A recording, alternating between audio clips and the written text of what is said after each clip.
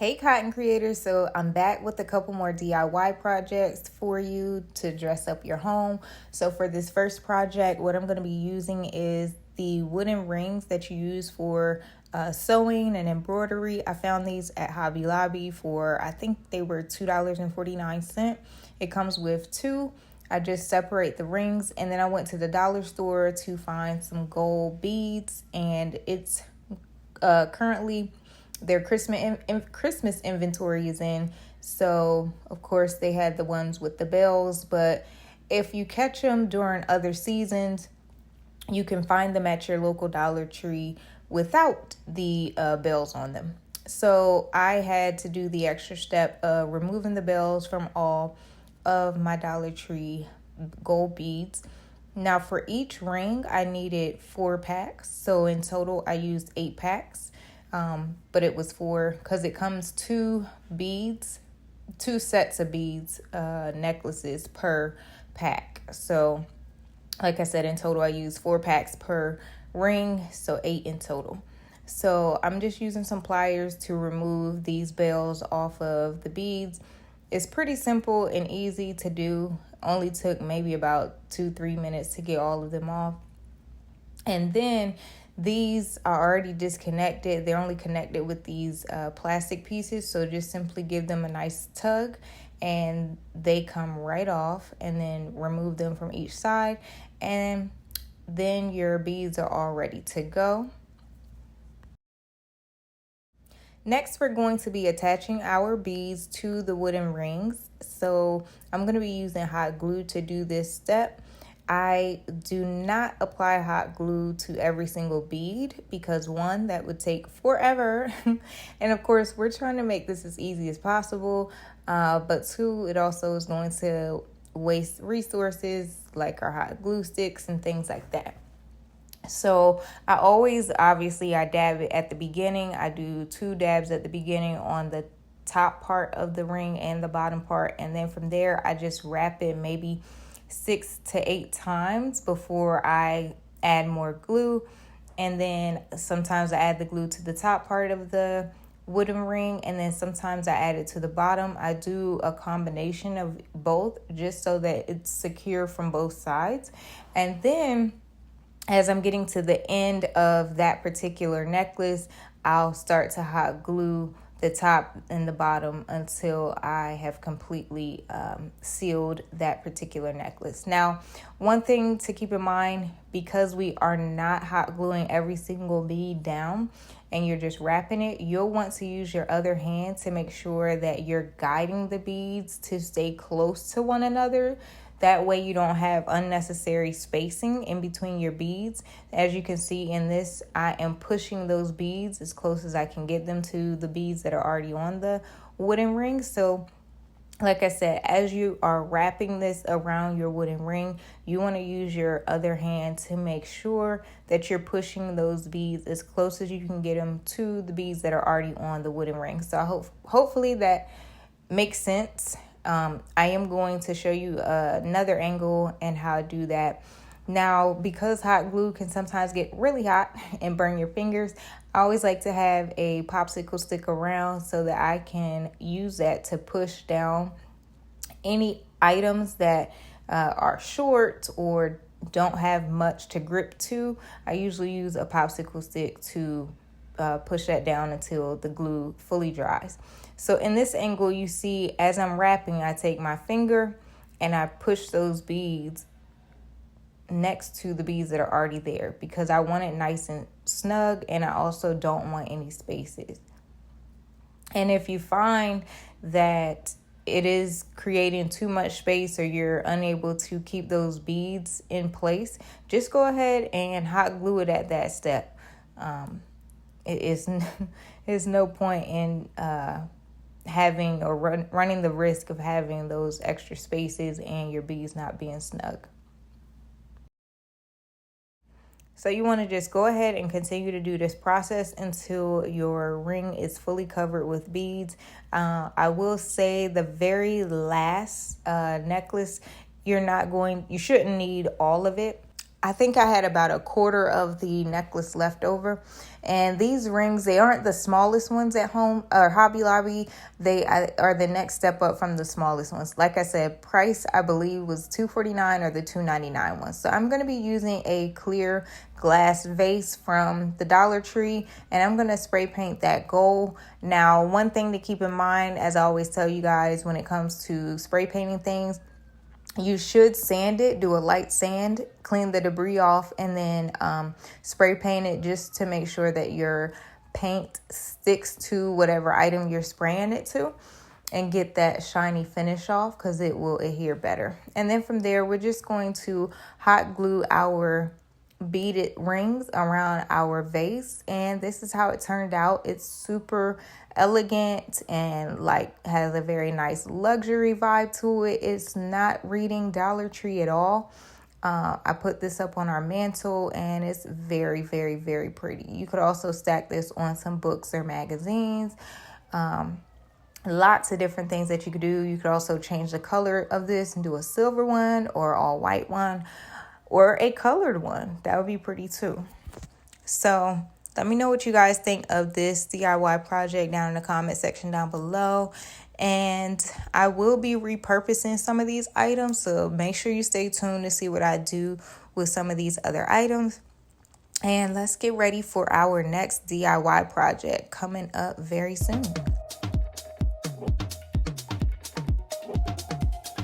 So for this DIY project, you will need 2 of those Dollar Tree clear bowls. Sometimes they are colored like blue, purple, red, and all different sorts of color. Since we're going to spray paint these, you can get those colored ones if you can't find the clear ones. And so what I'm going to do is I'm going to adhere 2 bowls together using some E6000 and some hot glue. And you guys know how I like to do it. I like to do dots of E6000, and in between the dots of E6000, I go back through with the hot glue. The hot glue is going to allow us to adhere the bowls quickly, and because the E6000 takes about 24 hours to fully dry and adhere, but I want to be able to go ahead and spray paint these right away. Now, one thing that I will say when it comes to spray painting these, if you don't want that dripping, running paint look, then you'll want to spray paint your bowls separately and then glue them together. So totally up to you what you decide to do. And this is the spray paint that I went with. I wanted to use a flat black or a matte black look. But glossy works too if you want a glossy finish. It's totally up to you. So I'm just taking these outside and I'm just going to give them a nice couple of coats of that black spray paint.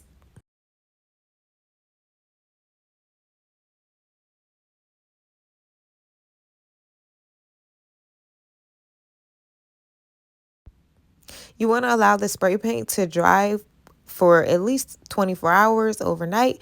And here are some of the running paint stains that I was referring to earlier.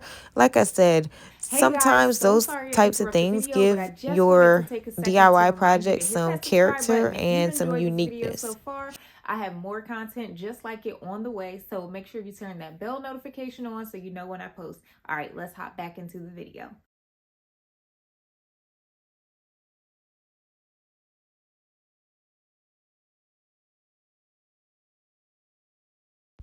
Now it's time to dress this centerpiece up. I'm just showing you a few options that you can use. So you can use like rhinestones. You can use the silver studs or gold studs look.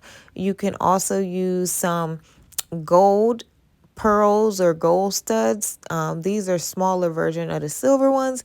But my initial vision for this was to use pearls. So I'm going to stick to my initial vision, but any of these things could work depending on the look that you're going for. So I'm just going to go ahead and cut 1 row of the pearls off from the larger set of pearls, and I'm going to glue that around the center of this vase. Now this vase, I love it because it is a great centerpiece, but it also can act as some great home decor as well. And I'll show you in the final shot what I mean by that. So I'm just using some hot glue to adhere the pearls around the center part of this vase. Now, this looks easier than what it really is. As you all are DIYers too, you know, sometimes things look easy. And then once you get into the thick of it, you realize, you know what? It's not as easy as it looks. And because these pearls are so small, I highly recommend using a popsicle stick, or sometimes I even use my scissors to help guide and press them in, because it just makes it easier and less messy. So the best technique that I found is adding the hot glue to the pearl itself. But you can absolutely add it to the bowls as well. The only thing is you may put just a little too much glue and it might get everywhere, or, you know, come out of the behind the pearls and get on multiple pearls or things like that. But totally up to you what technique and method that you use. The other thing I want to mention about adding the pearls is that I am only gluing the pearls every few pearls, probably like every 8 to 10 pearls, and then I'm adding some glue. It's up to you if you want to add glue behind every single pearl, but it's not necessary. So save yourself the hassle and the time and just glue, like I said, about every 8 to 10 pearls, and it'll still be secure. Now I am going to show the entire process of me gluing the pearls on, because I don't want people to get discouraged when you're doing your project thinking like, oh, she made it seem so easy or quick or any of those thoughts, because there are things when you're doing these DIY projects that, like I said, they look easy, and sometimes they are, and then sometimes they aren't, or they look like they are quick to do, and sometimes they are, and sometimes they aren't. So I think it's important for us to set realistic expectations with these DIY projects. So for that reason, I am going to show the whole entire process of me adding these pearls. Now, if you think you have it and you want to move forward, by all means, go ahead to the next step in this video. But like I said, I want to make sure I'm setting realistic expectations for those of you that may, you know, think that certain things should be taking you less time than you're giving yourself. But in reality, sometimes it takes longer.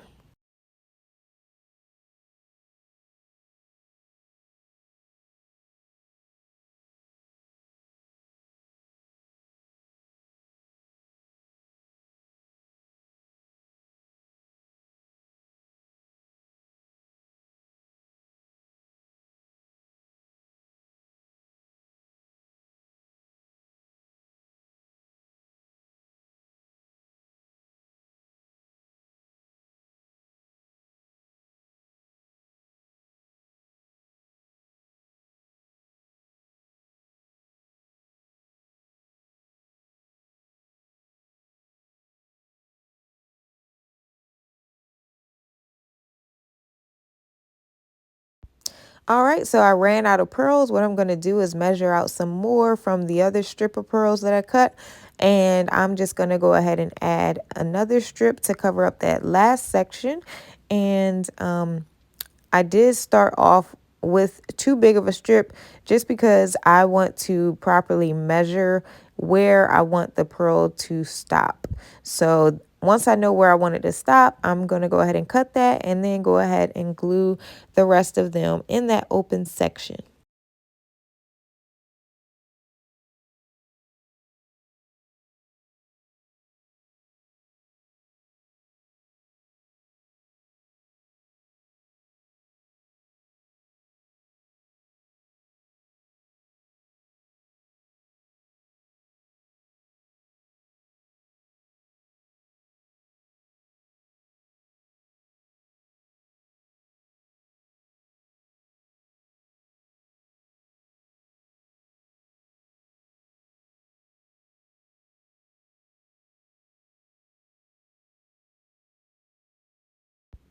All right, now let me get y'all's opinion on this. I was thinking maybe I want to do like double or triple rows of the pearls, and I absolutely think that looks so beautiful like that. But then I was like, you know, sometimes less is more. And I just could not decide in this moment. But let me know what y'all think. Should I go with the single row of pearls? Should I go with a double row? Or should I do a triple row of pearls? And yes, I know sometimes I be doing too much, so I decided to go with less is more, and I just stuck to the single row of pearls. So to add your florals, you just want to go ahead and glue down some floral foam inside of the top part of your vase, and then you can go ahead and add in your flowers. I'm just using what I have on hand because I am doing this video for you guys. I don't have a event or a client that ordered anything right now, so I'm just using what I have on hand. These are hydrangeas that I got from AliExpress a long time ago. And I was like, you know what? I think this would look even better with like a pop of color. So I'm going to be also adding in some red roses.